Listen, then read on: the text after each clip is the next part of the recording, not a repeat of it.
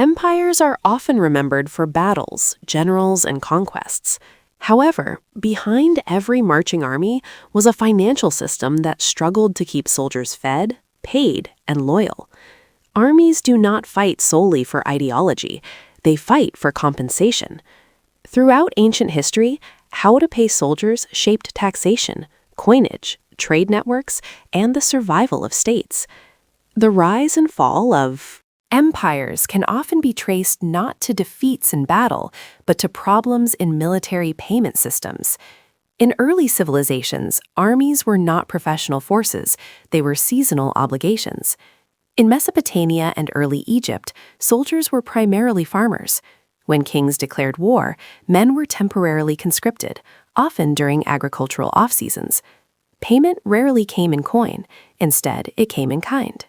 Grain rations, livestock, beer, clothing, and land rights formed the basis of military compensation. The economy was not monetized enough to support wages and currency. Loyalty was limited and transactional. Soldiers fought because refusal meant punishment, not because service promised wealth. The Assyrian Empire marked a shift toward more permanent military structures.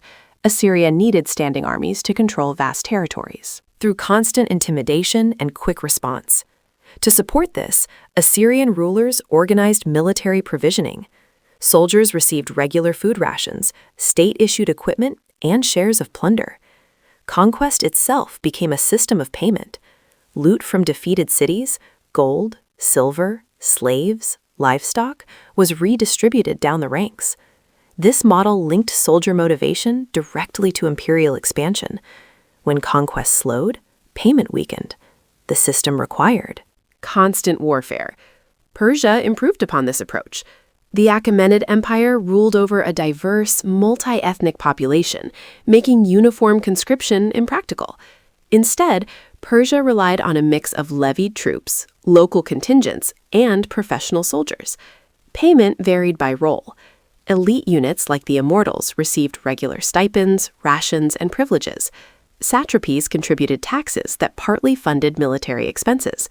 Crucially, Persia minted standardized silver coins, the siglos, which made wage payments easier across regions.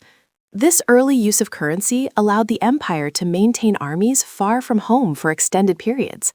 Money improved logistical reach. Greek city-states introduced another evolution. Hoplite warfare depended on citizen soldiers, who initially paid their own way. Armor, weapons, and supplies were privately funded. Military service was viewed as a civic duty, not a job.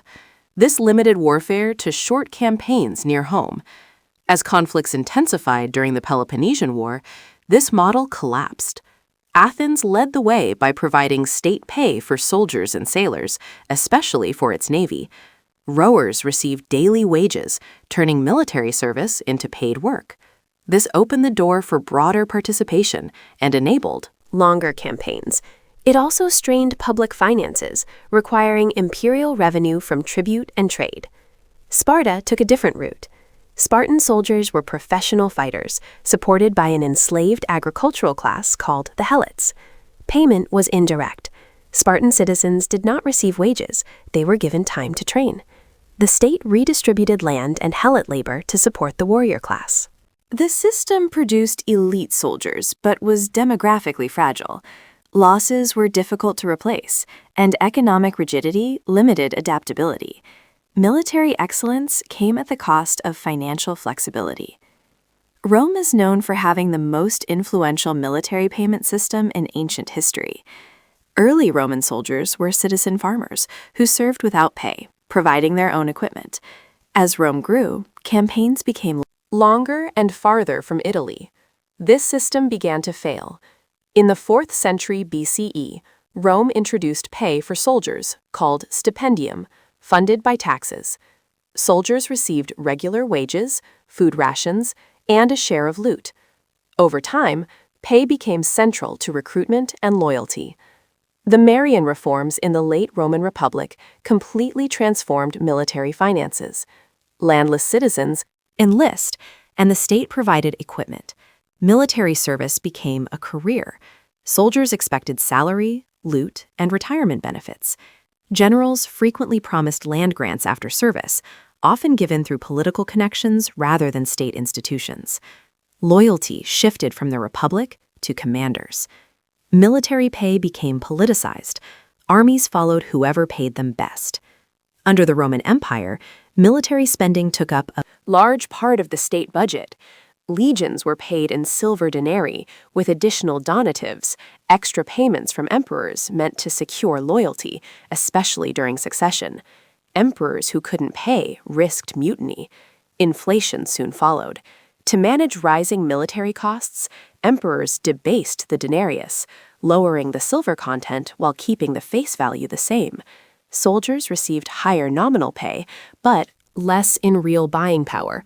Trust in currency declined. Prices increased. Tax pressure mounted. This led to economic instability. By the 3rd century CE, Rome faced a damaging cycle. Military costs kept rising. Currency debasement accelerated. Soldiers demanded higher pay to keep up with inflation. Emperors responded by minting more degraded coins. Trust eroded. Barter returned in some areas. Diocletian tried price controls and tax reforms to revitalize the economy. The army was reorganized, and payments shifted back partially to in-kind compensation like grain, land, and goods. Money had failed.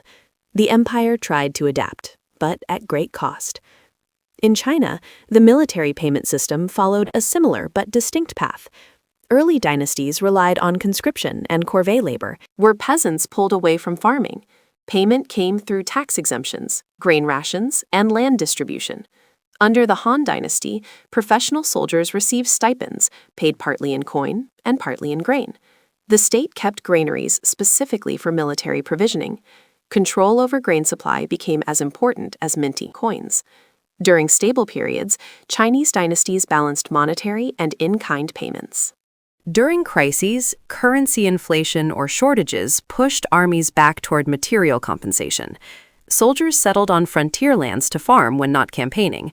This reduced fiscal burden but blurred the line between civilian and military life.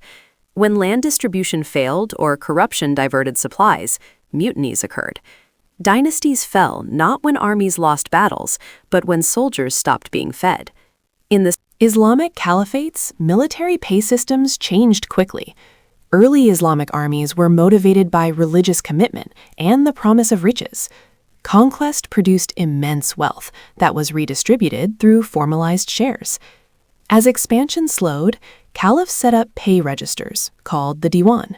Soldiers received regular stipends paid from taxes on land and trade. Payment was often in silver dirhams and gold. Dinars, currencies that were trusted over vast areas. Monetary stability helped maintain military cohesion. Over time, as central authority weakened, military pay became decentralized. Provincial governors managed revenues and paid troops directly. Loyalty shifted to local leaders. Mercenaries became common. Turkish slave soldiers, the Mamluks, received salaries and land revenues. Military service became professionalized, but increasingly independent from the state. Eventually, soldiers grew powerful, with payment securing loyalty, but that loyalty was no longer to institutions. Throughout these civilizations, one pattern emerged. Armies need reliable compensation.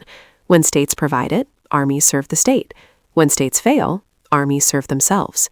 Military payment systems are not just logistical tools. They are the foundation of political power. The methods of payment also influenced broader economies. Coinage spread because armies needed a portable form of value. Tax systems grew to support payrolls.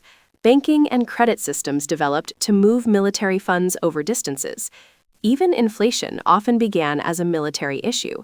States inflated currency not to fund welfare or infrastructure, but to pay soldiers they could no longer afford honestly. Mercenaries are worth